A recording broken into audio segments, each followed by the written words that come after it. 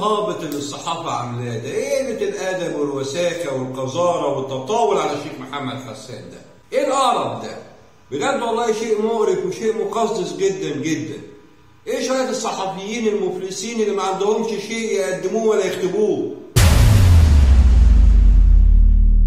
لكن العيب مش على الصحفيين، العيب على رؤساء تحرير الصحف والمواقع اللي بيسمحوا ليهم بهذا الكلام. هو ايه اللي حصل؟ انا مش فاهم. يعني انا ما اعرفش، يعني هل فلسطين استردت الارض مره ثانيه؟ ولا ايه اللي حصل؟ هل الكيان الصهيوني انتهى واحنا مش واخدين بالنا ومش دريانين؟ هو في ايه بالظبط؟ ايه التعمد ده في الاساءه والتجريح بقيمه وقامه دينيه كبيره جدا في مصر الشيخ محمد حسان؟ ازاي نوصل للدرجه دي؟ اعتقال خالد محمد حسان، اعتقال ابن الداعيه الاسلامي، القبض على ابن الداعيه الاسلامي، وموقع مش عارف صوت الحر اللي بيقول لك بالفيديو يا روح امك. فين الفيديو؟ انا شفت كده الخبر بالصدفه كده وانا يعني بقلب في الاخبار، لقيت الصوت مش عارف ايه الحر، ويقول لك بالفيديو. فيديو ايه يا روح امك؟ فين الفيديو ده؟ فين الكلام ده؟ احنا مش ضد اللي حصل على فكره، مش بندافع عن مجرم، ولكن التفاصيل هقولها لكم في هذه الحلقه، ابقوا معانا.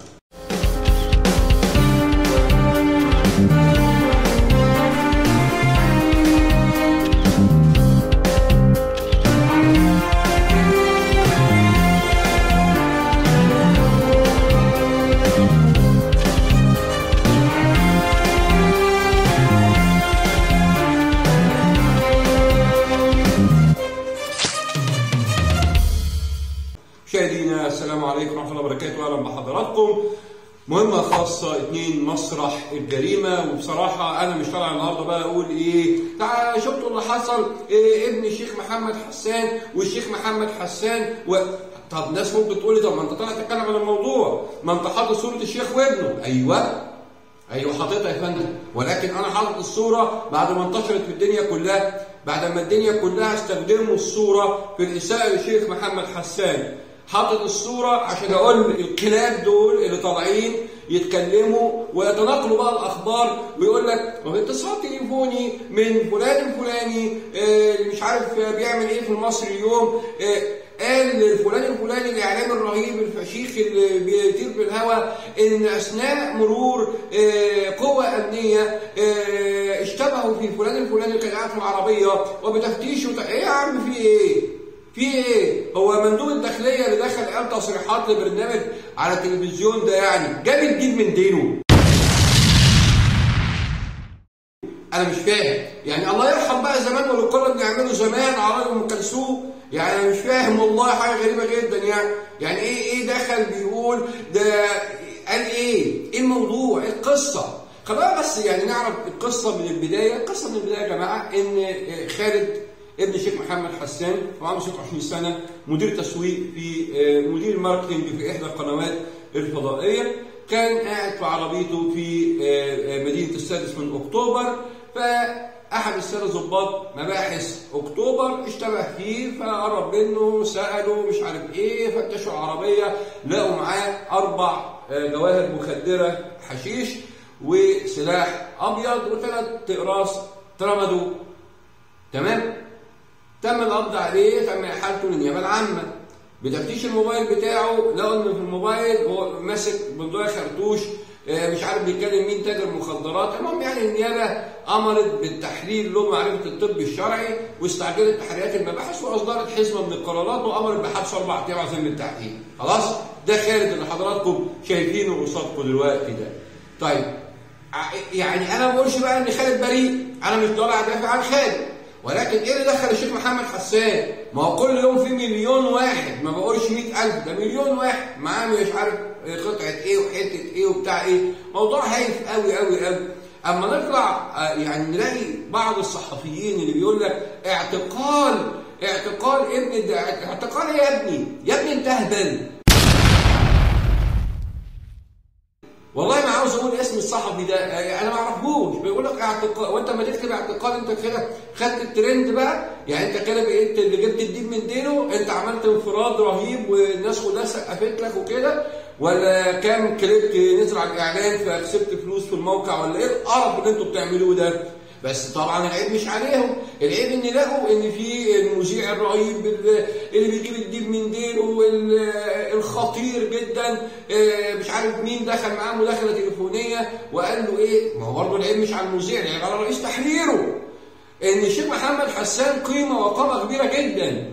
الشيخ محمد حسان كفايه بقى، يعني اللي شافه الراجل في اواخر العمر، ما جيش اقهره، ما جيش اجرحه، ما جيش اهينه، ما جيش تبقى مكافأة في الآخر مكافأته عن الخطب الرهيبة الجميلة للأجيال في أجيال وأنا منهم، لما كنا بنسمعها زمان لتارك الصلاة وغيره وغيره وغيره، ما تكونش مكافأته من النهاية إن أنا أجرحه، إن أنا أجرحه في ابنه وأهينه بالشكل ده.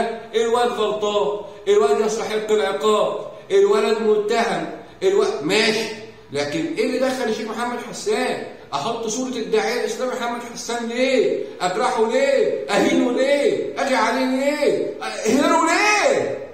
شيء غريب جدا والله العظيم ثلاثة. انا بطلع النهارده لا عشان ترند ولا عشان اغني مع المغنيين وعشان اركب الموجة، عشان لا خالص والله. انا صعبان عليا الشيخ محمد حسان حقيقي بجد، صعبان عليا الشيخ محمد حسان.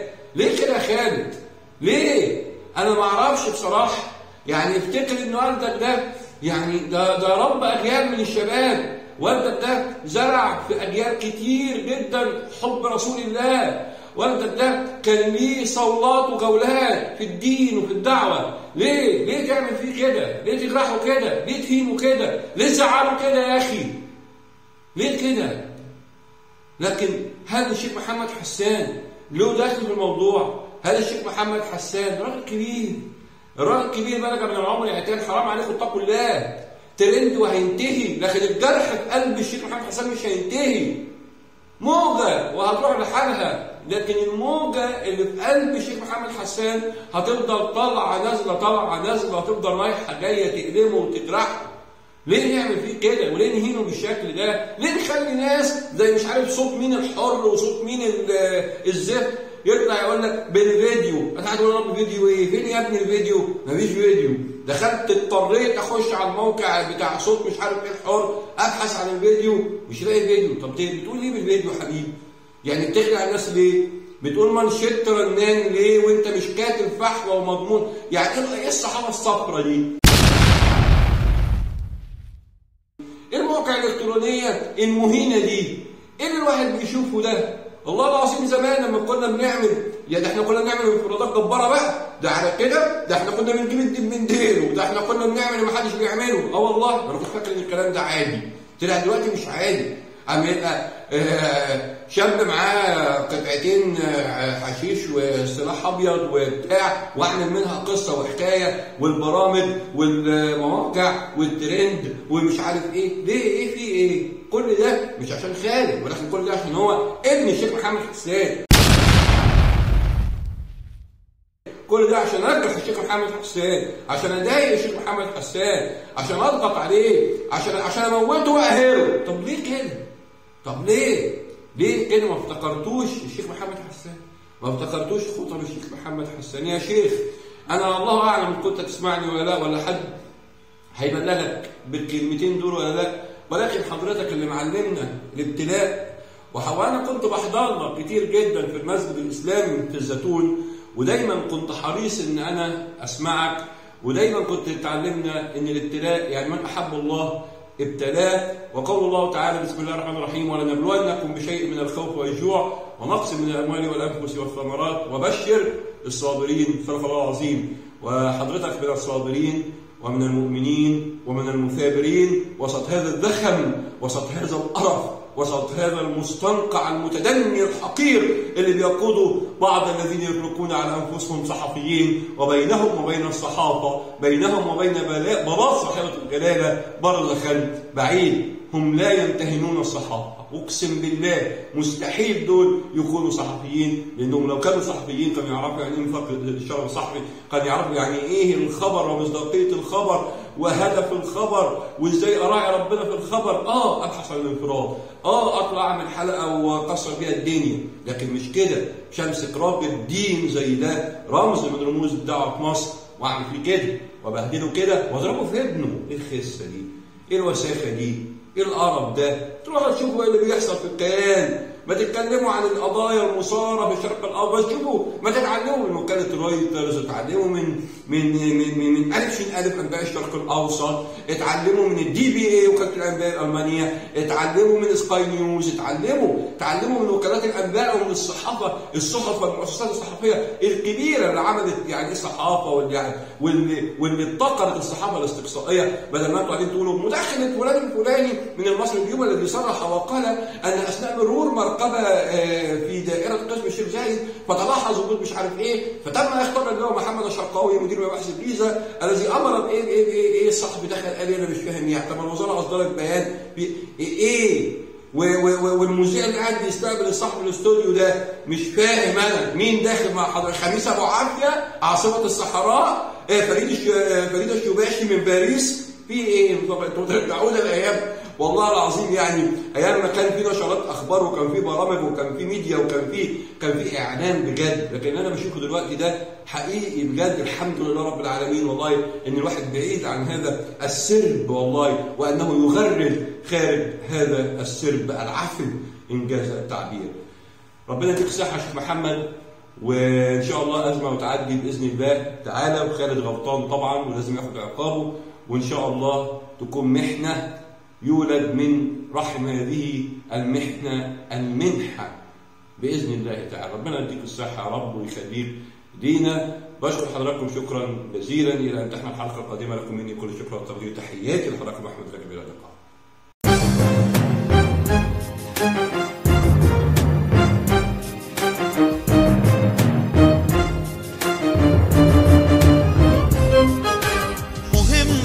هنبدأها هدفها هنحققها، هنكون معاكم في أي مكان وأي مشكلة نلحقها. عهد علينا دايما تلاقينا نروح نواجه أي فساد، شايلين كده روحنا على إيدينا في أي مغامرة على استعداد. الناس نسمع مشاكلها بعيون الكاميرا هننقلها، واللي عامل غلطة يشيلها ولا حد فوق القانون. الصدق شعارنا ومبدأنا من يوم ما معاكم ما بدأنا، وكشفنا المستور ولحقنا كل جريمة مطرح ما تكون. مهمة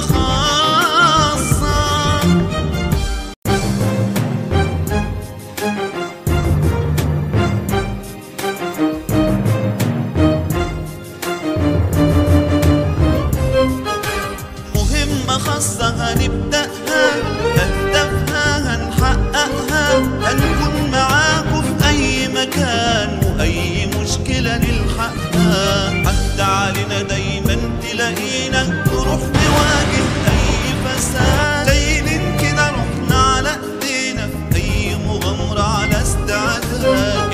الناس نسمع مشاكلها بعيون الكاميرا هننقلها، واللي عامل غلطة يشيلها ولا حد فوق القانون. الصدق شعارنا ومبدأنا من يوم ما معاكم ما بدأنا، وكشفنا المستور ولحقنا كل جريمة مطرح ما تكون. مهمة خاصة